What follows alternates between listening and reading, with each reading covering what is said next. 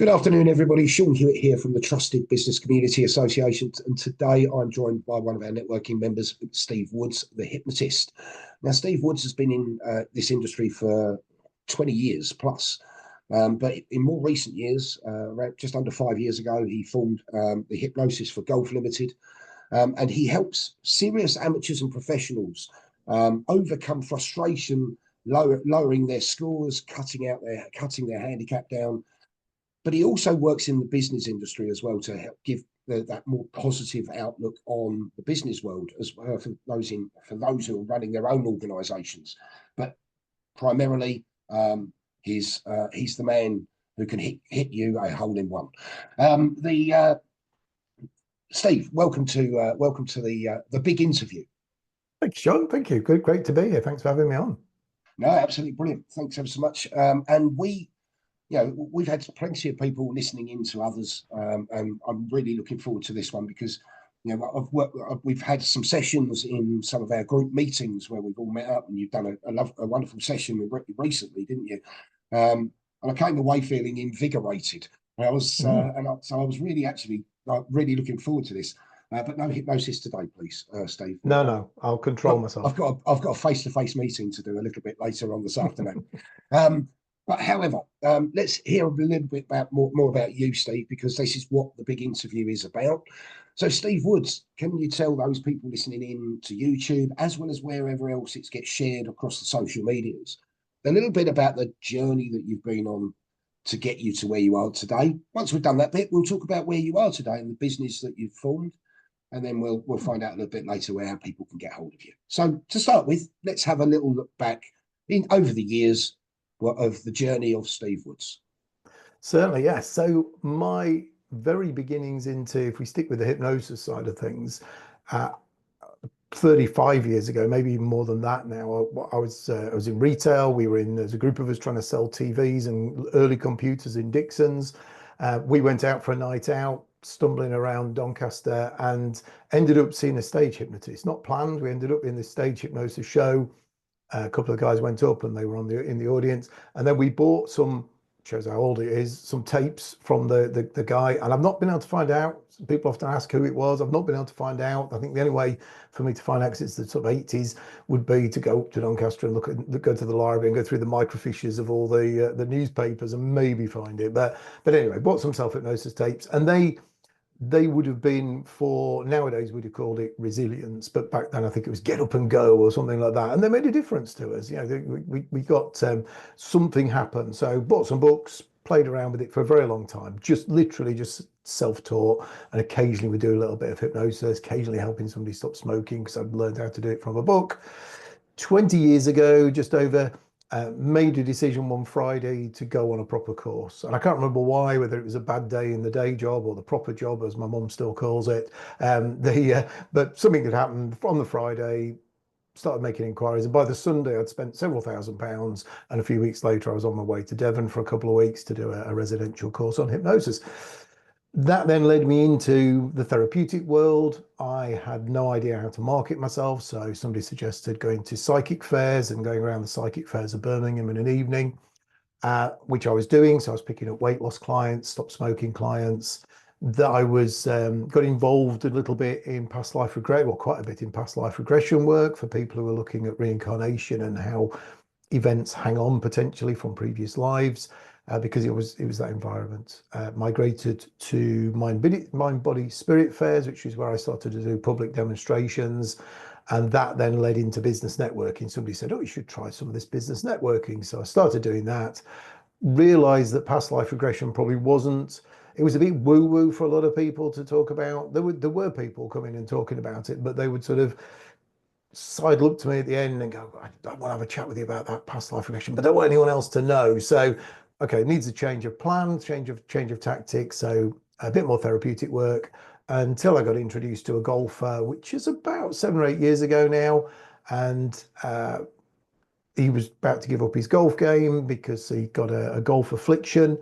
And he explained to me that other people believed they could catch this affliction by seeing it happen to him. So they would turn the back on him when he was about to make a shot and things. It wasn't a particularly nice environment. which to a hypnotist is like music to my ears, because if that's the belief, then we can do a lot around that and take that belief out. So worked with him, did really well, and that started me off down that golf journey. But as you said, the golf techniques can be used in other areas as well, which would bring me to that next stage. So yeah, it has been a journey, and I still do some therapeutic work as well now. But yeah, nice journey, interesting around marketing. Learned a lot about marketing along the way, how not to do it, and hopefully how to do it now as well. But yeah, I think I didn't give up the day job, the proper job again for my mum's benefit. Till 8 years ago. Yeah, 8 years ago. 8 years ago this month, actually. Yeah, was when I went full time. So I ran them side by side for quite a long time, as a lot of people do in what I do. So, and the proper job was very different to hypnosis. No, I must admit. I mean, I think when you're starting out, you have to look at the longer pictures and the bigger picture of the journey that you're on anyway. So, jumping straight out of a PAYE job and into something that's sort of like, looks like, don't know what the future looks like. It's a dangerous thing to do. So many people, like myself, when I started this up 24 years ago, I had a job like running alongside it.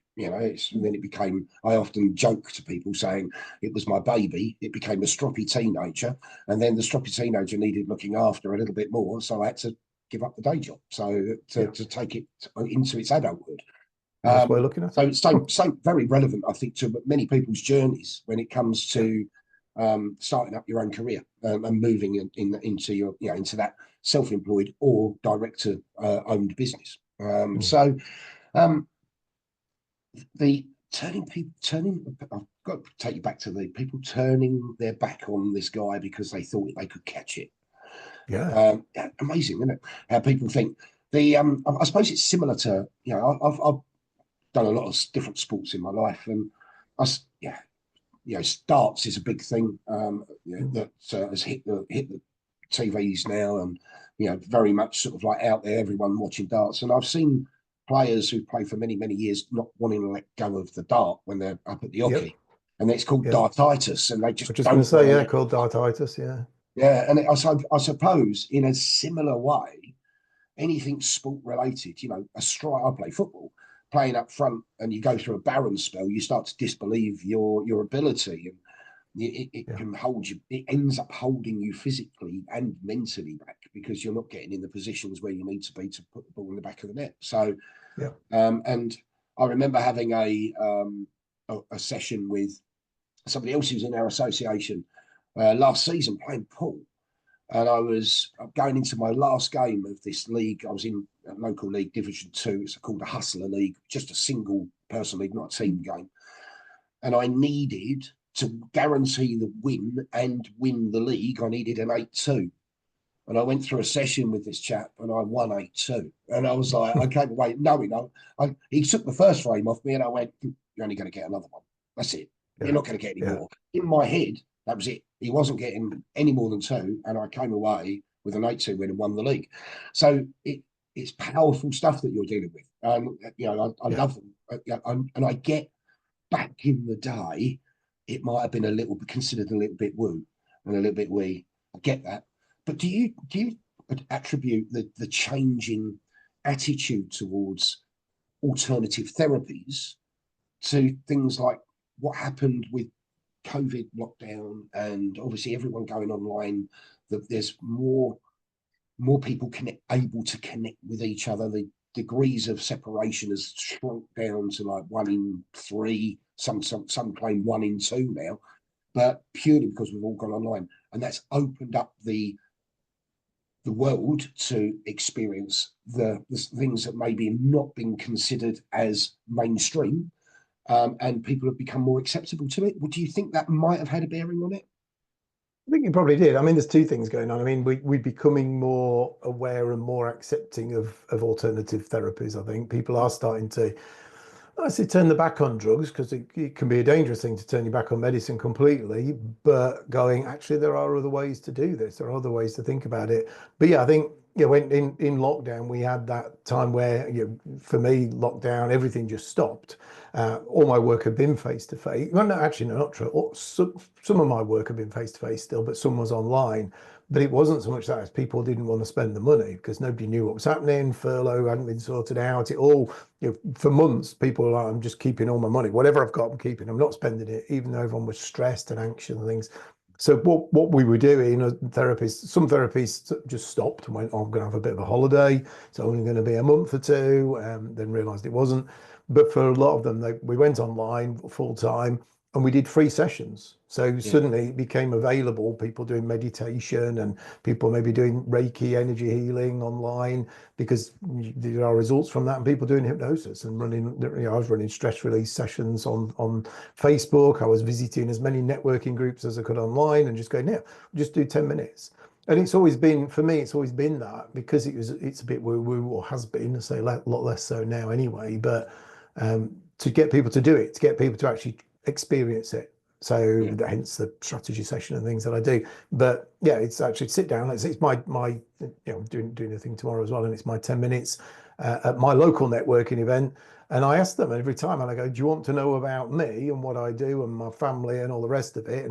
Or do you want to sit down and do a 10-minute zap? And it's every time it's 10-minute zap. We want 10 minutes, eyes closed, working on something they're going to work on. And you could do that just for 10 minutes. So yeah, it's always been my strategy of, even when I was back in the psychic fairs, it was sit down, try a bit of hypnosis. Cost you nothing, 10, 15 minutes, just try it out, and that would convert people. So yeah, massive awareness, but you're right, in COVID, people were doing stuff and making it more aware and more available. And there's a lot more time to read, of course, and a lot more time to be online looking for things like that, looking for other things to do. So yeah, it definitely made a difference. Yeah, and I thought it would have had an impact to the, not so much the acceptance of it, but the overall sort of viewpoint of it, because it was more available in the public domain, because people were spending most of the time on their computers or their phones at home because there was nothing more to do apart from do that, wasn't it? So it was a great, whilst it was a very traumatic time, it was also a great time for for industries to showcase a little bit more about what they could do to help people, and giving people the opportunity of some free space to come and experience it would always be welcome, especially in a time where people, like you said quite rightly, people were a little bit reluctant to go and shell out money because they didn't know when things were going to change. So that's right, in the world, across the world as well, not just here in the UK. So that's brought us nicely up to the journey. Tell me more about the and those listening in, of course. Tell us more about what you now focus on and how it works. So now it's mostly golf. It isn't entirely golf because I think as a hypnotist, I do a lot of networking. Today I've been out already 2 networking events and people want to talk about other things. So I don't limit it. I don't go, oh no, don't do that. I don't do that. So it's mostly golf. The marketing message is pretty much golf because it's very much a niche. There's not many people doing it. There are other therapists who will do it as a sideline but I'm more, golf is what I do. But actually we can take those techniques into other areas. So you can take them into other sports, you can take them into business.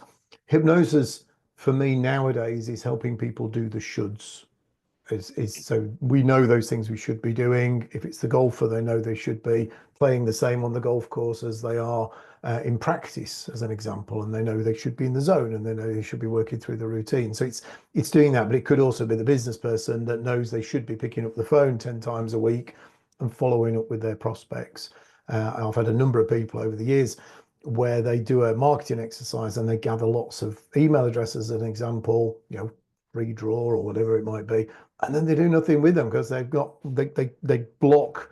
Actually, some people are going to say no. Probably some people are going to be a bit rude on the phone as well, but they've given you details. But some people might say, actually, I want to talk to you about what you do, but it creates a block. So again, it's a should. So that's where I am really working with the shoulds. Still do the therapy side of it. Don't turn people away because still get referrals from people I've helped 10, 15 years ago. And they still come around the corner. I had somebody message me yesterday saying, oh, giving your number to somebody just in case they get in touch. I haven't seen that person for 10 years, that particular person. And I actually ran some demonstrations at their work premises at the time. That's how I got to know them. So that's the main area. The other side of it that's worth mentioning as well, there's nothing on the screen behind me, is I run sleep masterclasses for companies as well. So I'm partnered up with a company, an organization called Making Menopause Work. So they go into other bigger companies and they offer various levels of support for staff. And one of the things are you can have a sleep masterclass. So we've done some for some quite big organisations, and they're mixed. Sometimes they're in person. I did one the other week in person in Birmingham. Before then, I was in Wales, running 3 back-to-back ones. So that's an aside that I quite enjoy because it's very different to the other work that I do. And their group sessions either online or in person as well. So yeah, there's a few aspects, and just occasionally, I train people to be hypnotists as well. So there's a few different legs to the business. Yeah, no, brilliant. And of course, I mean, sleep is looking at health and well-being. Sleep is a big impactor to how you take on the day ahead, and obviously a good night's sleep is always going to make you more effective the next day. So and some people struggle with that because of stresses and strains. Their mind might be ticking over. There might be deadlines that they've got to try and get in place, and going to bed relaxed and getting into a decent night's sleep is an important way to obviously drive those goals forward without the pressure of feeling that there's this time strain on you. You probably get it done an awful lot quicker just by getting a good night's sleep. So perform. Yeah, absolutely. Yeah, I think of myself as helping people perform better in all areas, and sleep is a good starting point for that. Yeah, definitely. No, I get that. I totally get that. So listen, I mean, obviously there's people listening in today. There could be the avid golfer listening in today. There could be somebody out there who's looking to get a better night's sleep, or a company looking to give back to their staff who by saying to them, we've got somebody here who can help you as a team. Could be a team exercise that they might want to do. So with that in mind, where do people find you, Steve? Where do you hang out on the old socials, and where can people? Yeah.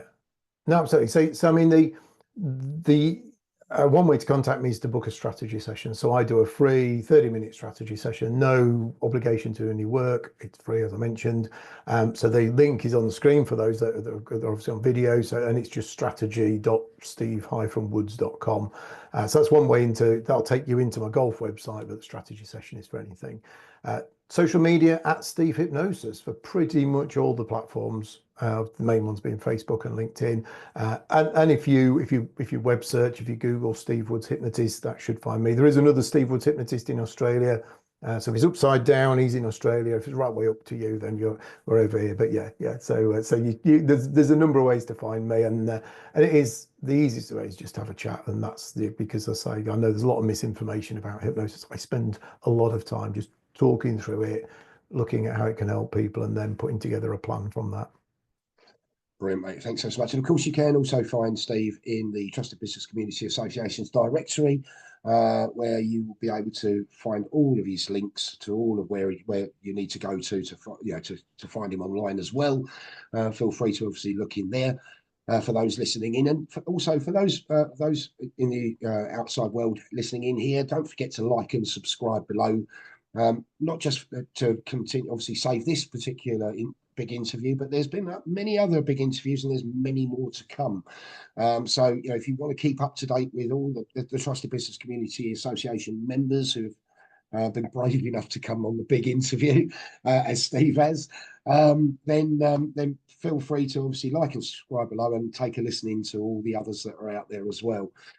Steve, it's been an absolute pleasure to obviously have you with me today. I'm looking forward to tomorrow, because you're joining me again tomorrow on the international call that goes out online, and Steve is our keynote speaker at that one. So looking forward to another session with you, and obviously giving your expertise out to the audience that will be on that call. But in the meantime, Steve, thanks ever so much for being with me today. I wish you well, and thank you for being part of the association, and look forward to seeing you around the networking arena. No, thank you very much for having me on, Sean. It's been a pleasure, and yes, looking forward to tomorrow as well. Excellent. Thanks, mate.